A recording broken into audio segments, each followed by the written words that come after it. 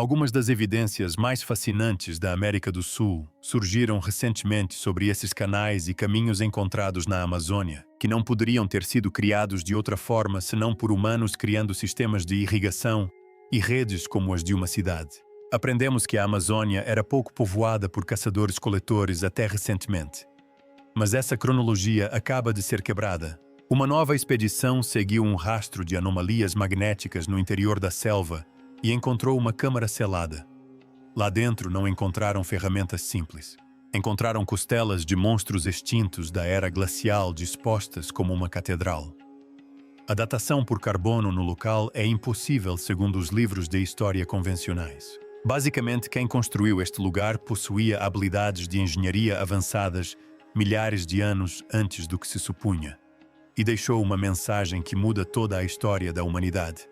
A cidade invisível revelada. A Amazônia tem aproximadamente o tamanho de todos os Estados Unidos continentais. No entanto, apesar de todos os nossos satélites e tecnologia moderna, mapeamos menos do solo amazônico do que da superfície da Lua. É o último grande ponto cego da Terra. Por mais de um século, exploradores desapareceram tentando encontrar cidades perdidas aqui. A selva cresce tão rápido que pode engolir um templo de pedra em apenas alguns anos. Mas aqui está o ponto crucial: não precisamos mais de facões para encontrar ruínas. Temos algo chamado lidar. Imagine o lidar como um sonar para luz. Um avião sobrevoa as árvores e dispara bilhões de pulsos de laser em direção ao solo. A maioria atinge as folhas, mas alguns penetram pelas frestas e ricocheteiam na terra. Um computador remove as árvores dos dados e de repente você consegue ver o solo como se a floresta não estivesse lá. Em 2019, Ela Al-Shamahi liderou um levantamento em uma zona remota de fronteira entre o Brasil e a Colômbia. Essa área deveria ser um deserto vazio, mas quando os dados chegaram, o laboratório ficou em silêncio. A tela não mostrava colinas aleatórias. A imagem mostrava linhas perfeitamente retas que se estendiam por quilômetros. A natureza não cria linhas retas. A varredura revelou estradas, plataformas elevadas e praças. Parecia um plano diretor de cidade em forma de grade escondido sob as trepadeiras. Mas o detalhe mais surpreendente estava no centro do mapa. Bem na base de uma crista calcária, os dados do laser mostraram uma forma oval perfeita. Não era uma dolina. A densidade da rocha era diferente de tudo ao redor. Parecia uma porta enorme que havia sido fundida e selada. A doutora Ela percebeu que aquilo não era apenas um assentamento. Era uma fortaleza. A sua imensidão era impressionante. A área mapeada abrangia 78 quilômetros quadrados. Para sustentar uma cidade tão grande, é necessário um desenvolvimento agrícola comercial e de engenharia massivos. De acordo com a cronologia mais difundida, os habitantes da Amazônia naquela época eram supostamente pequenas tribos nômades. Essa varredura provou que eles estavam errados. Mas a história fica ainda mais estranha. O Laer mostrou que a entrada para a crista não estava coberta por terra. Era rocha exposta, mas com uma assinatura química que sugeria que havia sido aquecida a temperaturas extremas. Era como se alguém ou algo tivesse derretido a rocha para selá-la. A equipe sabia que não podia simplesmente olhar para a tela. Eles precisavam ir até lá. Mas a selva resistiu. O local ficava a centenas de quilômetros da estrada mais próxima, em uma região conhecida por tempestades violentas e terreno acidentado. A doutora Ela organizou uma expedição acreditando que encontraria uma cidade perdida. Ela não fazia ideia de que a cidade era apenas o aperitivo. O verdadeiro segredo a aguardava dentro daquela crista. E chegar lá exigiria atravessar uma paisagem que desafiava o próprio tempo. A jornada até a crista revelou a primeira pista impossível. Caminhando ao lado de animais extintos, a equipe abre caminho até o local. Leva semanas. Quando finalmente chegam à base da crista, não encontram a porta imediatamente. Encontram outra coisa. Eles começam a limpar o musgo da encosta do penhasco. De repente, um dos assistentes grita: "A rocha não é cinza, é vermelha." Haviam encontrado um mural, mas não se tratava apenas de algumas impressões de mãos. Era a capela de Saíne dos antigos. A pintura se estendia por quase 30 metros ao longo do penhasco, e os detalhes eram assustadoramente precisos. É aqui que as coisas ficam mais estranhas. As pinturas não mostravam onças ou macacos, mostravam animais extintos há 12 mil anos. Havia desenhos de mastodontes parentes do elefante que desapareceram no final da era glacial. Havia preguiças gigantes. Agora, quando eu digo preguiça gigante, não pense nos bichinhos fofos que vemos hoje em dia nas árvores. Essas criaturas tinham o tamanho de uma minivan e mediam 3 metros de altura quando se erguiam sobre as patas traseiras. Possuíam garras tão compridas quanto um antebraço humano. O fato de esses animais terem sido pintados na parede significa uma coisa: os artistas os viram vivos. Isso datou o sítio arqueológico em pelo menos 12.600 anos atrás, ou seja, milhares de anos mais antigo do que qualquer civilização sofisticada supostamente existiu nessa região. Mas não se tratava apenas de um documentário sobre a natureza pintado na pedra. A análise dos pigmentos revelou uma informação bombástica. O ocre vermelho usado na tinta não era proveniente do solo local. Sua composição química coincidia com depósitos minerais encontrados a mais de 400 metros de distância. Pense nisso. Há 12 mil anos essas pessoas não estavam apenas sobrevivendo. Eles viajavam, negociavam e transportavam materiais artísticos específicos por meio continente. Isso exige um nível de organização que rivaliza com o do Antigo Egito. Mas tudo isso aconteceu no meio da Amazônia selvagem. A doutora Ella, porém, notou algo perturbador no mural. Os animais não estavam apenas parados, eles estavam correndo. Todas as figuras estavam representadas em estado de pânico, fugindo de uma direção específica. E bem no meio do caos, havia uma figura humana em pé sob um símbolo estranho.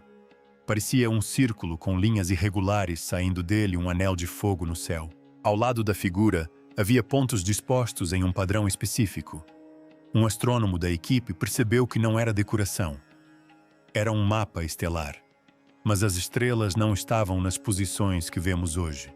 Elas correspondiam exatamente ao céu noturno como era 10.800 anos antes da Era Comum. Este foi o fim do período Dryas Jovem, uma época em que a Terra passou por uma mudança climática repentina e violenta.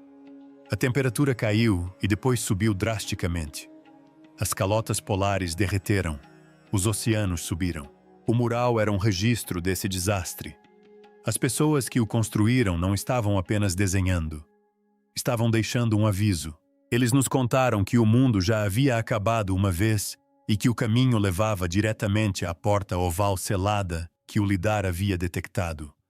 A equipe seguiu a base do penhasco até encontrá-la. A porta era uma seção de rocha mais lisa que o restante, coberta por um esmalte mineral pálido conhecido como calcita. Parecia calcita, só que mais dura. E aqui está o ponto crucial. Quando se aproximaram do selo, seus equipamentos eletrônicos começaram a apresentar falhas. As agulhas da bússola começaram a girar, apontando para a porta selada, abrindo a cápsula do tempo. Agulhas de bússola girando descontroladamente geralmente significam uma coisa: uma grande quantidade de material magnético ou metais por perto. Mas aquilo era uma crista de calcário. O calcário não é magnético. A equipe instalou scanners para encontrar um ponto fraco na parede de calcita. As leituras de vibração sugeriram que a rocha não era sólida. Havia um espaço oco atrás dela, um espaço enorme. A doutora Ella deu a ordem para perfurar. Usaram brocas com ponta de diamante esperando concluir em 1 hora. Levaram 3 dias. A camada mineral era incrivelmente densa, reforçada com algo que cegava as ferramentas. Finalmente a broca conseguiu romper. E então aconteceu algo que arrepiou a todos. Um chiado. Ar pressurizado jorrou do buraco. Isso às vezes acontece em tumbas seladas, mas esse ar era diferente. Não cheirava a podridão ou decomposição. Cheirava a metal, como ozônio e ferro molhado. Era o cheiro de uma tempestade presa em uma garrafa por milênios. Eles alargaram o buraco o suficiente para passar. A doutora Ella foi a primeira. Ela mergulhou na escuridão, a luz de sua lanterna cortando a poeira. A primeira coisa que notou foi o chão. Não era o chão áspero de uma caverna. Era pavimentado. Dentro de uma caverna selada da era glacial, havia um piso liso e nivelado. Mas a coisa fica ainda mais insana. O chão era feito de um solo preto rico em carbono. É o que os especialistas chamam de terrapa. Trata-se de um supersolo artificial encontrado na Amazônia. Ele foi projetado para ser hiperfértil e nunca se esgota.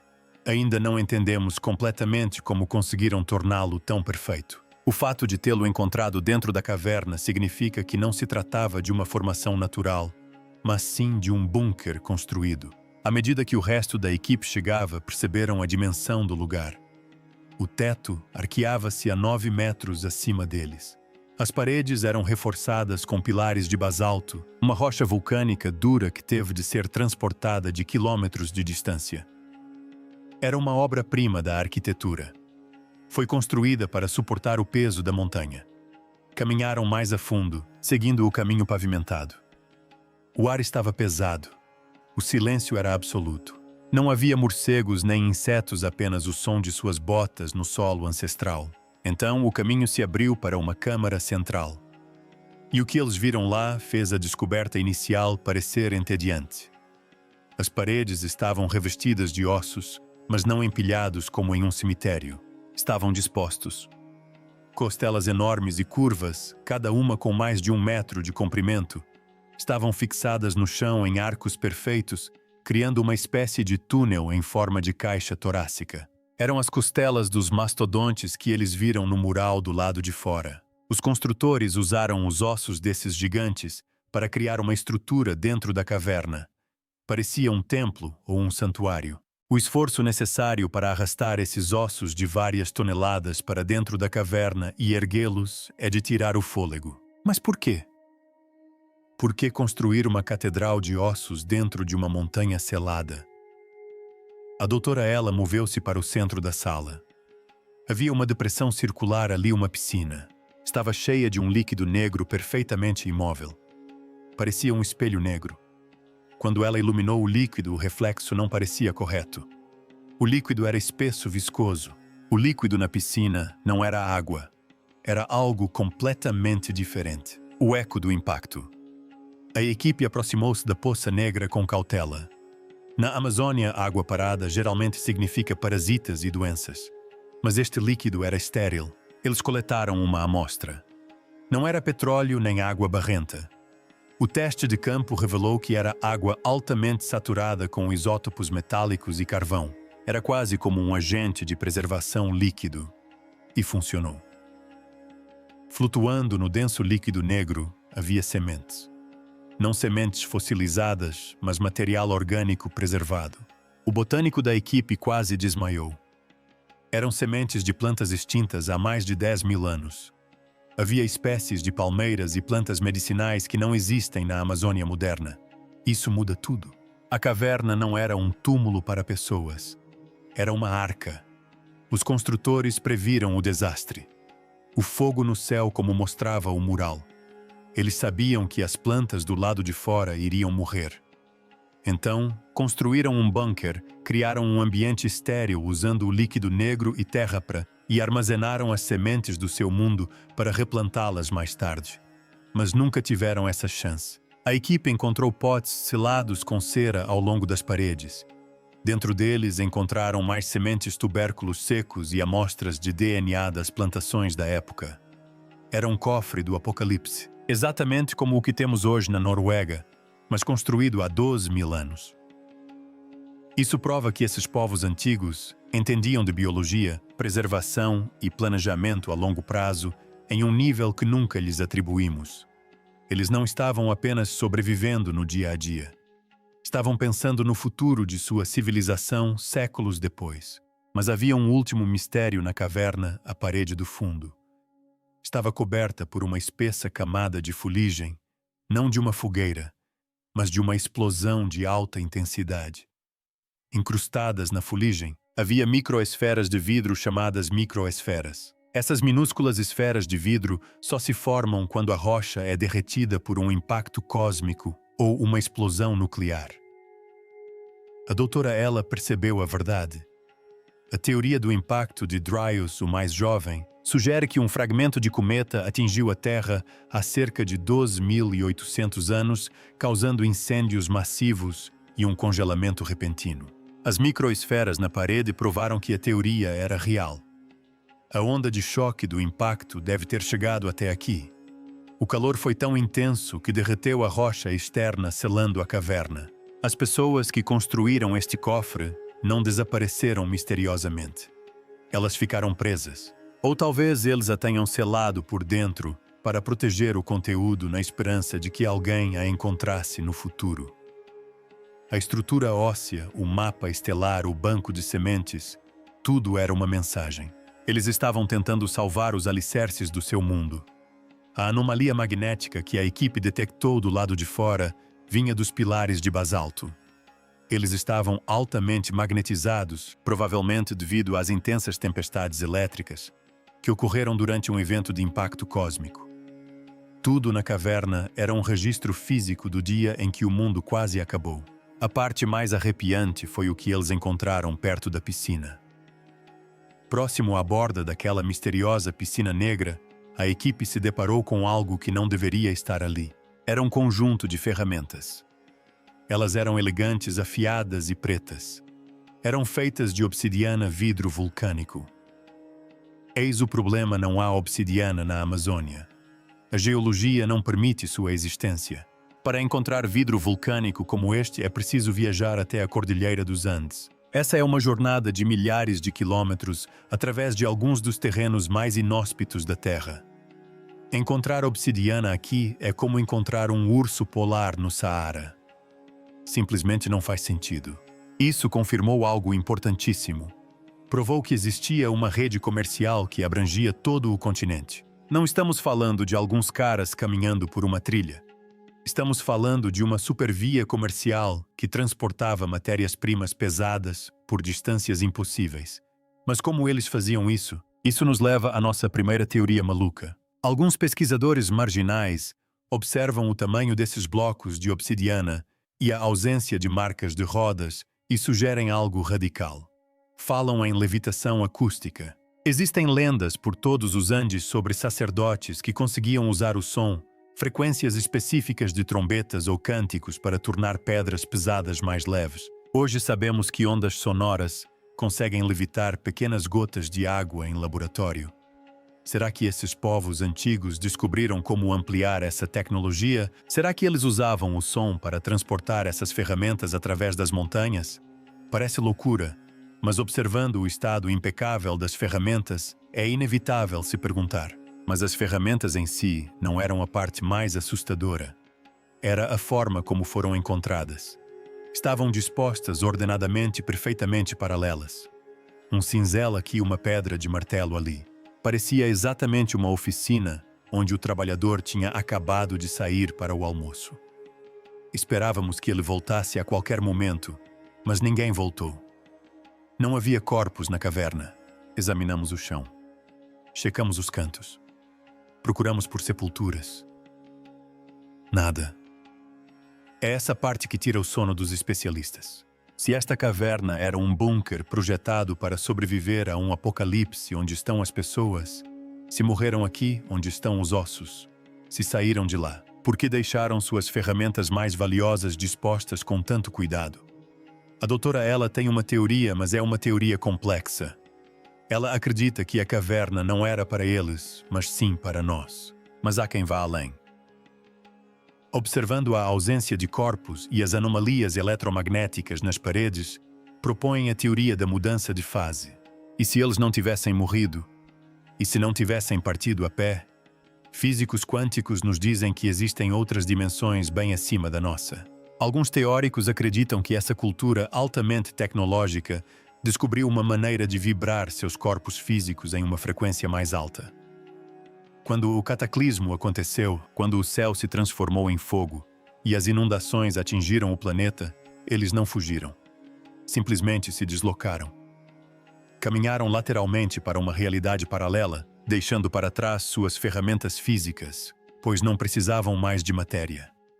Parece ficção científica, mas temos lendas de seres estelares ou deuses celestes que desaparecem em um clarão de luz em quase todas as culturas antigas. Talvez eles não tenham ido para as estrelas. Talvez ainda estejam aqui, apenas invisíveis aos nossos olhos. Voltemos à Terra por um momento, ou pelo menos à geologia. A doutora Ella acredita que eles sabiam que não poderiam sobreviver fisicamente ao cataclismo iminente. O clima estava mudando rápido demais. O impacto de Duz mais recente estava resfriando o planeta da noite para o dia. O Megapa, sua principal fonte de alimento, estava desaparecendo em extinções em massa. Eles perceberam o que estava por vir. Sabiam que seu tempo havia acabado. Então, dedicaram seus esforços finais a um único objetivo: preservar o código-fonte de sua civilização. Selaram a caverna. Colocaram as sementes e os registros de DNA dos animais em segurança dentro da Terra. Protegeram tudo com rocha magnética para desviar a radiação e com uma piscina química para estabilizar a temperatura. Então eles selaram a porta. O que aconteceu com eles depois disso é um mistério. Talvez tenham saído para o frio congelante e perecido. Talvez tenham ido para o interior da Terra. Essa é outra teoria maluca que está ganhando força. Muitas tribos indígenas da Amazônia falam do povo formiga, ou dos habitantes do interior, que vivem em vastos sistemas de cavernas nas profundezas da Terra. Será que essa civilização se refugiou ainda mais na crosta terrestre, utilizando a energia geotérmica para sobreviver à era glacial na superfície? Se lá estiver certo e existirem túneis conectando esses sítios por centenas de quilômetros, é possível que eles não tenham construído um bunker.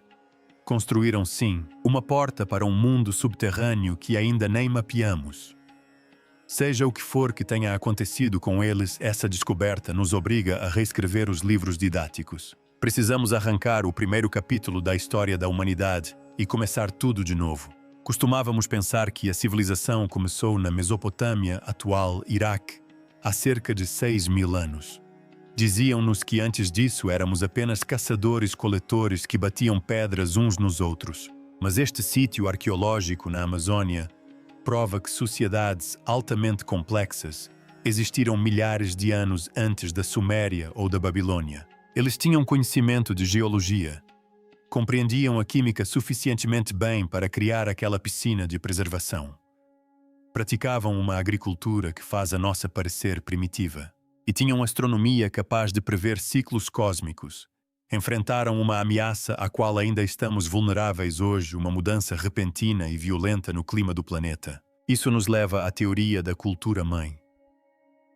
Durante anos, as pessoas sussurraram sobre Atlântida não como uma cidade mágica, subaquática com sereias, mas como uma civilização marítima global real que existiu durante a Era do Gelo.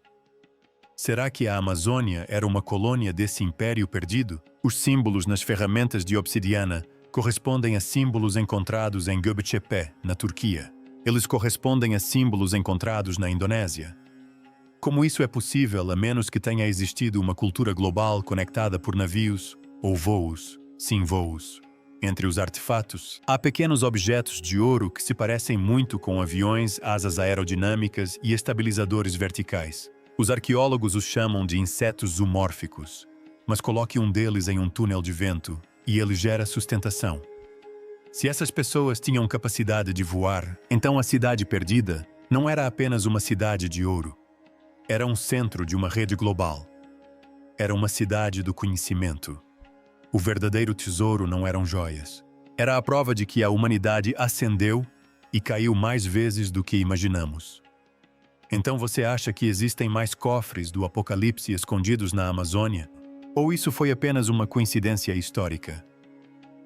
Isso nos faz pensar o quanto realmente sabemos sobre o nosso passado. Deixe sua opinião nos comentários abaixo. E se você gostou desta imersão no desconhecido, clique no botão gostei e inscreva-se no canal. Você não vai querer perder o que vamos revelar a seguir. Obrigado por assistir.